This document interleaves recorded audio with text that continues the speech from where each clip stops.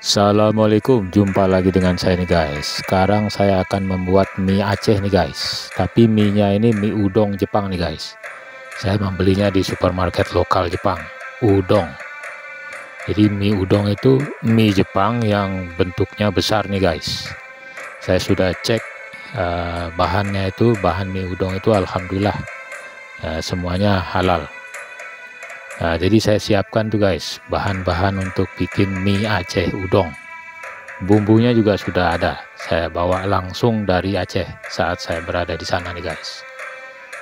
Nah, jadi alhamdulillah nih guys, musim dingin masih bisa kita menikmati sedapnya bumbu mie Aceh nih guys. Nah, itu sayuran-sayuran yang saya beli di supermarket guys, sudah siap, sudah dipotong-potong, ada macam-macam jenis sayuran di situ ya. Jadi nah, ini penampakan ini guys. Saya membuatnya untuk 3 porsi tuh guys. Jadi satu bungkus bumbu mie Aceh itu sebenarnya bisa untuk 3 piring ya. Bisa kita buat untuk 3 porsi satu bumbu itu. Jadi sayurannya tinggal kita beli di supermarket guys. Jadi bahan-bahannya tidak perlu lagi kita nanti siapkan. Nah, itu guys bumbu mie Aceh yang sudah saya buka guys.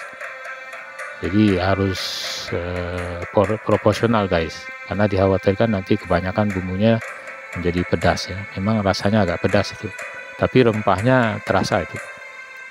Nah, sebentar lagi saya masak nih guys. Nah, ini penampakannya yang sudah jadi nih guys. Jadi bumbu mie Acehnya sudah saya masak dengan mie. Seperti ini penampakannya. Jadi mie udong Aceh atau mie Aceh udong begitu ya. Nah, dengan sayuran-sayurannya itu. Begitu saja informasinya guys, semoga bermanfaat. Assalamualaikum warahmatullahi wabarakatuh.